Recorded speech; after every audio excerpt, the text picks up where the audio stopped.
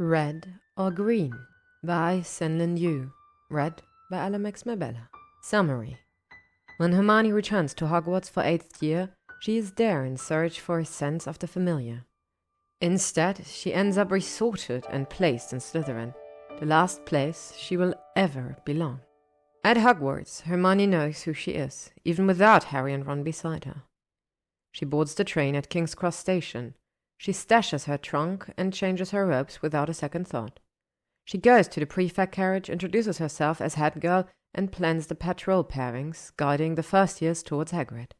She pretends not to see the Thestrals. She crosses the courtyard and enters the Great Hall with assurance, taking her place at Gryffindor table. And yet, every step is suffocating.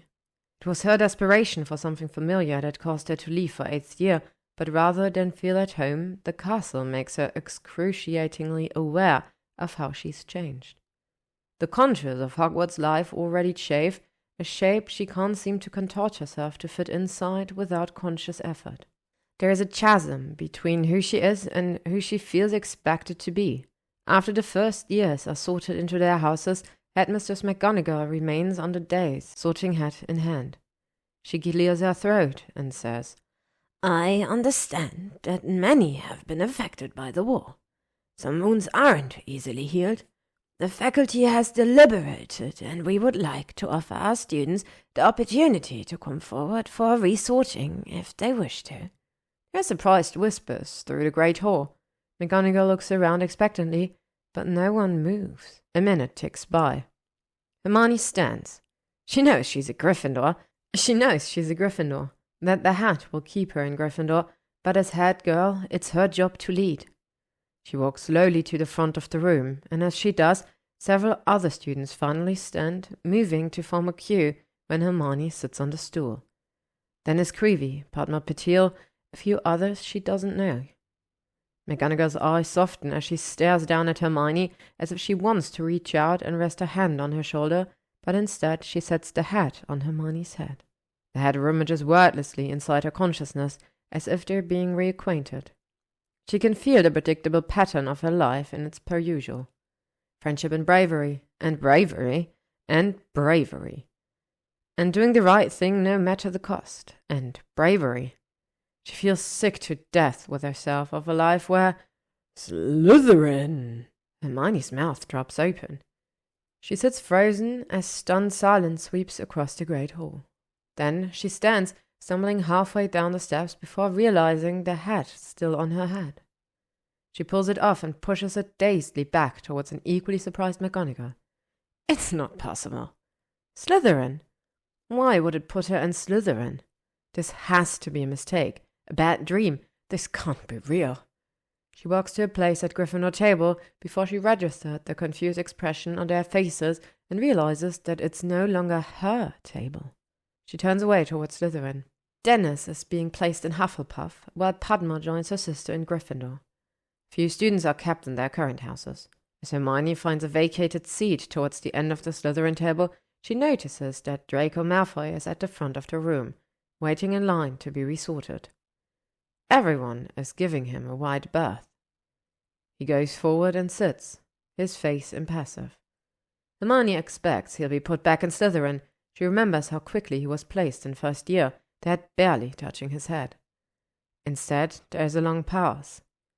Malfoy's eyebrows furrow. His expression grows tense, as if he's arguing with the hat.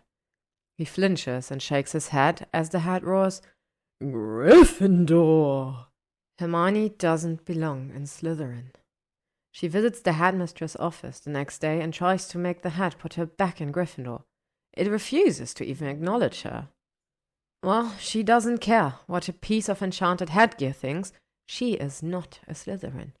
Her feet refuse to recognize the route to the dungeons at the end of each day.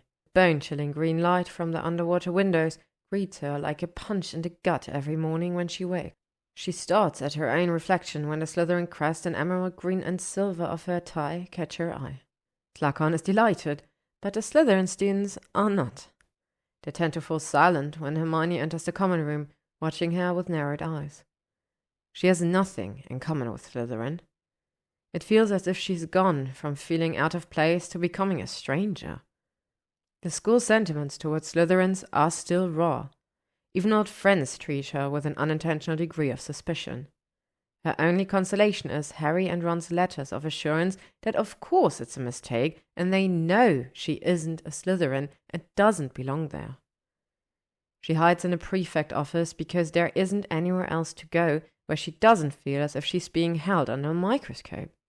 Anyone who comes to the office is looking for help, which gives Hermione a chance to demonstrate how altruistic and un-Slytherin she is. One evening, McGonagall enters. Miss Granger, could you oversee detention this evening? Of course, headmistress, Hermione says, because she is helpful and selfless and always does the right thing, even though head students aren't supposed to be responsible for overseeing detentions at all. McGonagall turns towards the empty doorway. No one appears. Mr. Malfoy? McGonagall says in a crisp voice. Malfoy slinks into the prefect office, expression resigned. It's jarring to see him in red and gold, although he seems to have accepted it. Seeing him makes Hermione understand why people tend to start when they see her. She feels an instantaneous unease at the wrongness of it. Malfoy has none of the qualities of a Gryffindor. It's offensive to see him wearing a uniform in those colors. Plenty of students have said as much. How dare he, a Death Eater, wear the colors of the house that suffered the greatest losses during the war? Hermione wishes she could say it too. She can't help but think the hat sorted him out of spite. Maybe spite motivated it for both of them. A punishment for questioning its initial judgment. Supervised homework is all, McGonagall says, nodding towards him. Malfoy has a year's worth of detention. He's not allowed extracurriculars or a wand outside of class. He barely gets free periods. The professor hand him off to each other and he's kept under constant supervision. It's the faculty solution after the Board of Governors demanded that he be allowed back for 8th year in the spirit of moving on. Hermione suspects they were all bribed. Malfoy, apparently not content with having his mother ruin everyone's year with his mere existence, went and got himself resorted to force his constant presence up on those who've always liked him the least. All right, Hermione says, although she'd rather eat glass. When McGonagall leaves, they stare at each other. After a moment, Malfoy's mouth quirks as if he's amused by something. A glimmer of that oh-so-familiar smirk. What? He hangs a satchel on the back of a chair and sits before looking at her again, seeming to weigh something for a moment before meeting her eyes. Green suits you. She stares at him in astonishment. Malfoy has never before said anything to her that could even be mistaken for a compliment. No, it doesn't, she finally says. Not any more than red and gold suit you. He raises an eyebrow. Ironic, isn't it? She grits her teeth. Just do your homework. He opens a book and begins reading without another word. But the silence is oppressive. She wants him to talk so that she can tell him to shut up. She wants him to bait her so that she can react and lash out without being the instigator. But of course, she knows he won't because he's a coward. A snake. He's so irritating. She can't focus when he's just sitting there, making himself a problem. She snaps her book closed and stares wrathfully at him. Why did you want to be resorted? She finally blurts. He puts his book down as if he's been waiting for her to speak. Why do? He asked instead of answering. Her mouth goes dry. She wants to tell him it was an accident, that she wasn't even trying to be, but instead she finds herself saying, I don't know who I am anymore. Neville and Ginny were both confused when she said this. The war has made them more sure of themselves, what they are capable of. They endured a trial by fire and a truer version of themselves now. Hermione feels as if she's been left burnt to ashes. Malfoy nods. I suppose we have that in common. She resents the idea that it could have anything in common. She wants to snap at him again, but she has the feeling he wants to talk to her. She goes back to ignoring him. It's a few weeks before McGonagall brings Malfoy back again with a vague excuse. I'm sorry, he says after nearly an hour of silence. She looks up in surprise and finds him staring at her. It's still a punch in the gut to see him wearing her house colours, the ones she so keenly wants back. She's certain she'd misheard him. What? I just said I'm sorry. She grips her quill. She isn't looking for an apology. She doesn't want an apology, not from him. Which thing does he even think he's apologizing for? You don't get to say that to me after everything you've done and expected to fix anything, she says. He flushes, but doesn't look away or get angry. Instead, he stares steadily at her. I know. I wanted you to know, in case you ever wonder. I am sorry. The words are as out of place as he is. Her whole world feels inverted. That's the thing, Malfoy. I actually don't think about you at all, she says fiercely. It's a lie. McGonagall brings Malfoy back again. Hermione conceals a sigh of despair. He's a thorn in her side. Being around him aggravates a wound that already refuses to heal. If she didn't have to see him, if she could pretend he didn't exist, she feels like she could also pretend that she belongs in that new world that everyone else seems to be able to settle into. But she can't. No matter how hard she keeps trying, it never gets easier. What's the worst part of being a Slytherin? Malfoy asks, pretending not to notice the way she keeps glaring at him. Everything, she wants to say, everything about being in Slytherin is awful. The cold, she says instead, looking away from him. His presence makes her feel constantly flustered and off balance. Everything in Slytherin is cold. The rooms, the common area, the students.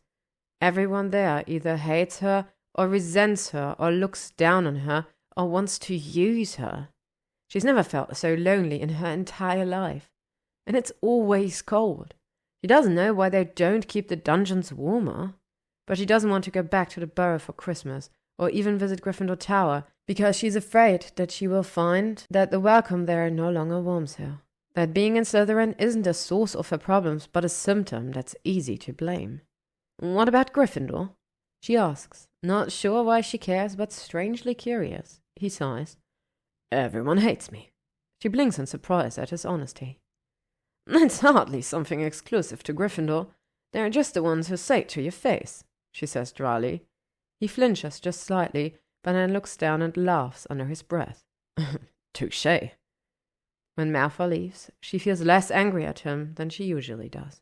At breakfast a few days later, a school owl drops a thick package on her plate, nearly knocking over her pumpkin juice. She opens it to find a black cashmere scarf detailed with green and silver stripes. There's no name, but there's a note pinned to it. For the cold. She doesn't wear it, even though she hasn't used a scarf lately, because all of hers are still red and gold. She's not sure how to feel about the gift. Is it a gift? Surely not. Draco Malfoy does not give her gift. That's not the kind of relationship they have. They don't have any kind of relationship. He's a borderline reprobate, and she's the head girl who oversees his detentions, and obviously he's not giving her a gift. It's a loan. He's lending her a scarf because she said the dungeons were cold. She's not sure she likes the idea that they have a relationship that involves lending things either. It's not a new scarf. While she was checking just to be sure that there's no hexes anywhere, she finds a corner with an expertly applied disillusionment spell. Beneath it, the initials DM are knit into the wall. It sits on her desk in her room, and she runs her fingers across it sometimes, feeling the inviting warmth, but refusing to open it. When he arrives for another detention more than a week later, Hermione decides not to mention the scarf unless he does, and also resolves that if he does mention it, she'll say she doesn't want it and give it back. She has it in her bag, just in case. He doesn't say anything. Why would the Sorting Hat put me in Slytherin? She asks just before McGonagall is due to come to fetch him. She doesn't know why she asks, but she feels that he might be the only person who will say something other than call it a mistake. The constant reassurances are starting to make her paranoid. Malfoy hasn't questioned it, and she wants to know why. He puts down his quill and then sits looking at her, a heavy silence filling the space between them. You'll do anything to succeed, he says at last. You always have. She stiffens at the insinuation. Well, that's only because... You're resourceful, determined, loyal to the people you choose, and even though you pretend to, you don't care about knowledge for its own sake. You care about what it can give you, and how you can use it. No, You're not a Ravenclaw, and the reason you're not a Gryffindor anymore is because you've realized that all the times you've done anything for Potter, he somehow ended up with the glory, and you ended up the sidekick. and that's all you're ever going to be in that house. Technical support for the main event. You want to be appreciated for what you do. She sits there, speechless for several seconds before she finally finds her voice. That's completely wrong. She's growing hot with anger. I'm not. I don't. How dare you? I am.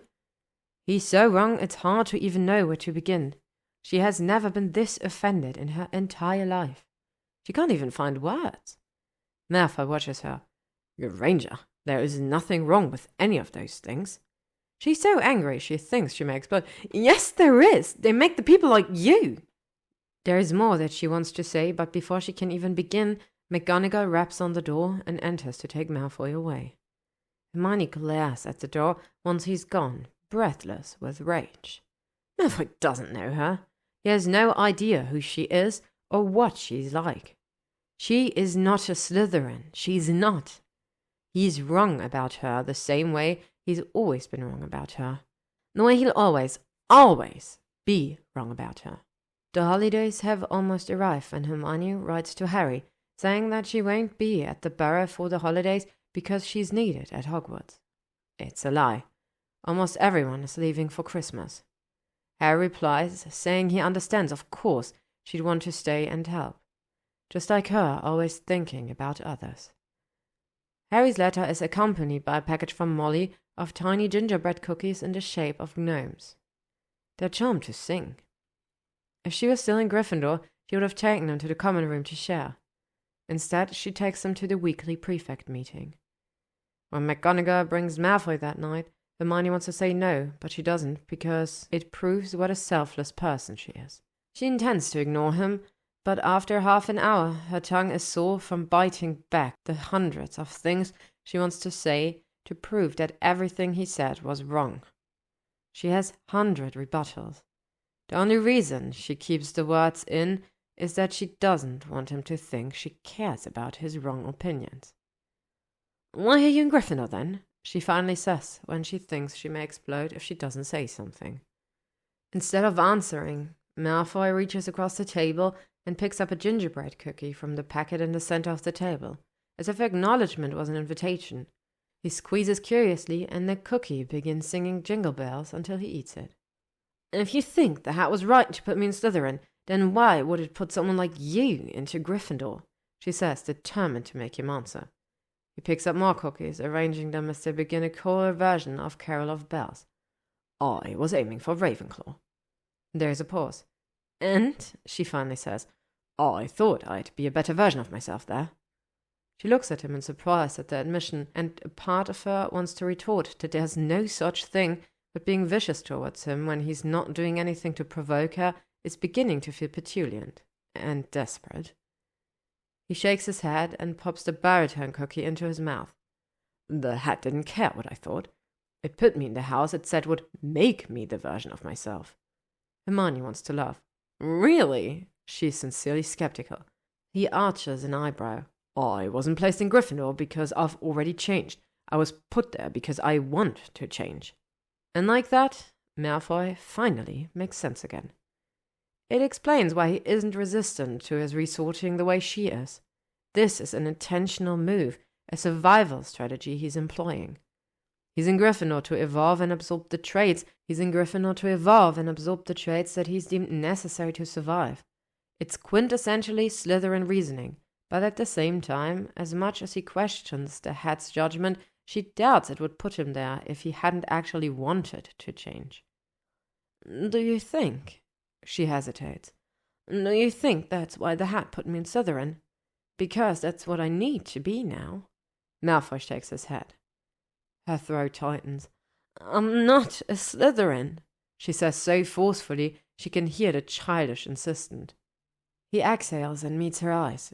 You weren't. Past tense. I think surviving the war made you into one. If he were being harsh or mocking or condescending, she would have been able to dismiss him. But he actually sounds guilty, like it's his fault. In her heart, she knows that he's right about her. The Hermione Granger who belonged in Gryffindor is gone, and that's what's been wrong with her. It's why she feels so suffocated by the effort of being herself. The war didn't burn away her imperfections, and leave her a refined, truer version of herself like it did Neville. It transmuted her. She's no longer that person. She can barely even pretend it.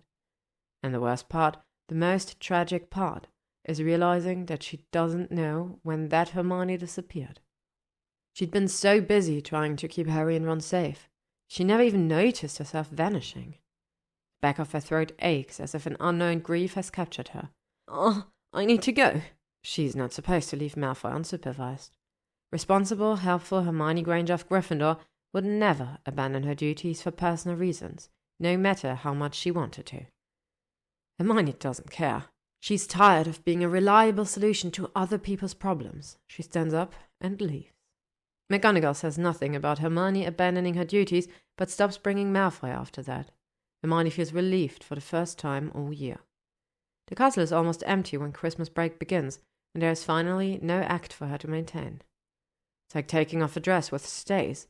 She feels as if she can properly breathe again. When it snows, she bundles up and goes to the courtyard, relishing the quiet and the sharp burn of the cold air in her lungs. Then there are footsteps. She tenses, turning, and finds Malfoy, who looks equally surprised to see her. "You're here," she says, stating the obvious. "I'm trying new things," he says smoothly, recovering himself. "I'll be going home just for Christmas Day." Hermione suspects that he's avoiding his mother. She doubts that character evolution was what Narcissa Malfoy had in mind for her son when she sent him back to school. He reaches into her pocket and pulls out her bag of cookies. "You left these last week." She takes it back and leans against the low wall, biting into a cookie before it can begin singing.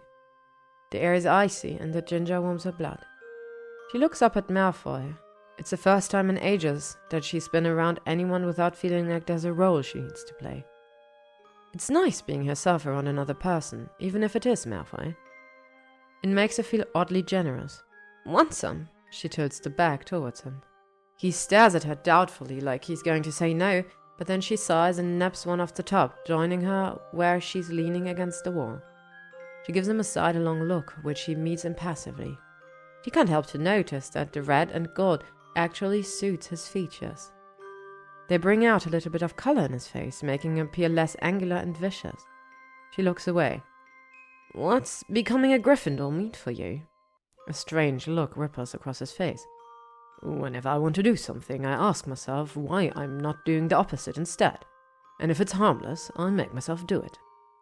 She considers this and raises an eyebrow.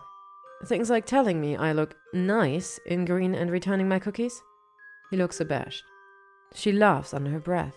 Looking back, she can see it, that inverted motive propelling all their interactions, his bizarre forthrightness, his apology, and a general lack of sneering.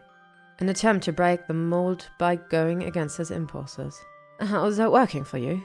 "The jury's still out," he says with a shrug. "I'm not dead yet."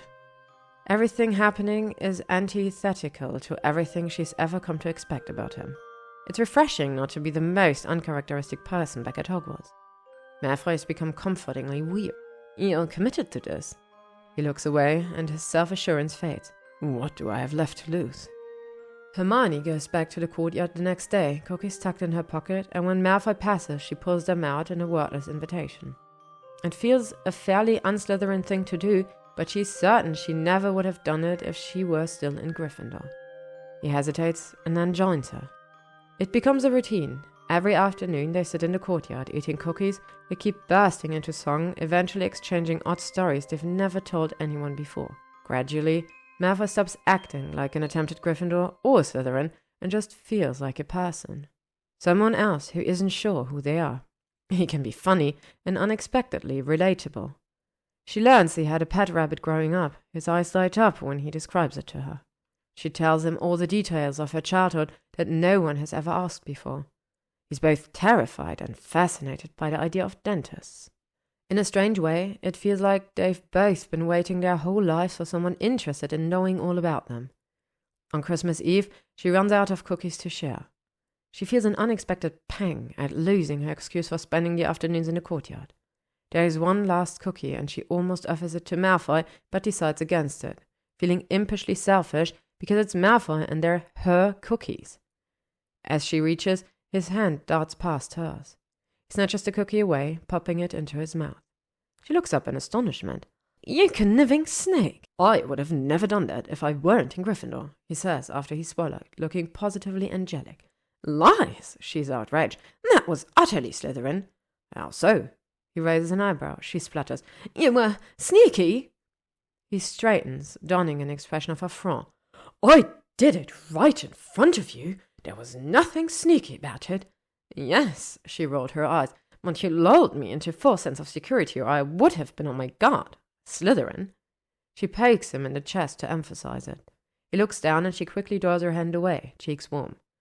He shakes his head. Slytherin would never be so obvious. Oh, really? She plays along. What would a Slytherin do? He draws a deep breath, drawing himself up gravely. It depends. Of course, she says with her own mock seriousness. I think, if it were me... He smirks and dips his head toward her conspiratorially. His voice is so quiet she has to lean in to hear him. I would distract you by doing something unexpected, like... He closes the space between them, kissing her. Their lips meet for one lingering moment, warmth against the cold winter air, unexpectedly vivid. She can taste the ginger on his breath. It smells as crisp and clean as fresh cedar. Hungry but still savored. She jerks back, startled. She stares, eyes wide and heart pounding. He straightens, his gaze meticulous, as he looks back at her.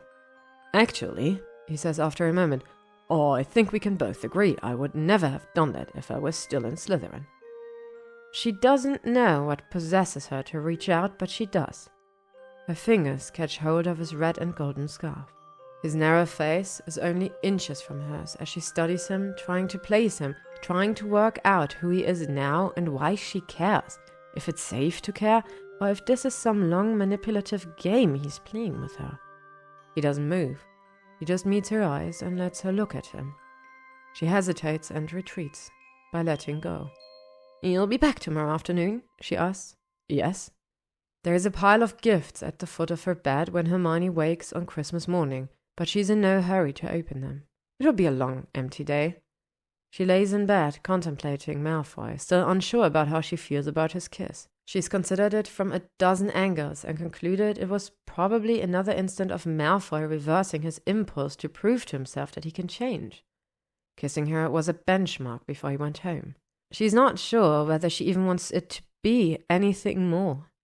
More feels risky when she's barely regaining her equilibrium. In the afternoon, she fetches her coat to go outside, but this time her pockets are empty and she'll be alone. As she's about to leave, she pauses, picking up the scarf sitting on the edge of her desk. She runs her finger along the soft wool, considering weighing what it represents. She wraps it around her neck. As she walks to the door, the person in the reflection of her mirror is no stranger at all. She passes the courtyard, but rather than stop, she heads onward for a walk to the lake. Passing through the gate, she nearly runs headlong into someone coming suddenly around the corner, a broom in hand. They both stop short, and she stares in surprise. It's Malfoy, who's supposed to be in Wiltshire for Christmas with his mother. His hair and features and clothes are flecked with ice from flying.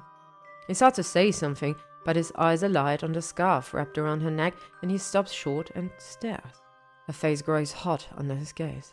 Happy Christmas, she says, trying to break the awkward silence. Then you go home? He finally looks up from his scarf, eyes gleaming. He has a satisfied smirk playing on his lips, and she can see the Slytherin peeking through. There was something here I couldn't leave. Her heart skips a beat as she steps closer, and his gloved fingers brush against her cheek. Happy Christmas, Granger, he says, staring down into her eyes, waiting. She stands, calculating for a moment, considering the odds and weighing her chances, wavering as she fails to reach safe, conclusive answers. This is a risk. People will be disappointed in her. They'll disapprove. A Gryffindor and a Slytherin mere month after a war. It won't be taken lightly, but she's done with always worrying about everyone except herself. A Hogwarts house is a stepping stone, not a destiny. She's ready to be selfish, to do something she wants. She tilts her face up, a wordless invitation. He lifts her chin, dipping his head down. He doesn't break his gaze until his pale lashes flutter closed as he slowly kisses her. He tastes and smells like winter, like coming home. Green suits you, he says, smiling against her lip. She smiles back. Yes, it does. Fin. Thank you for listening to Red or Green by SenLinYu, read by LMX Mabella. If you would like to stay up to date on upcoming chapters and stories, you can follow me on YouTube, Spotify, or AO3.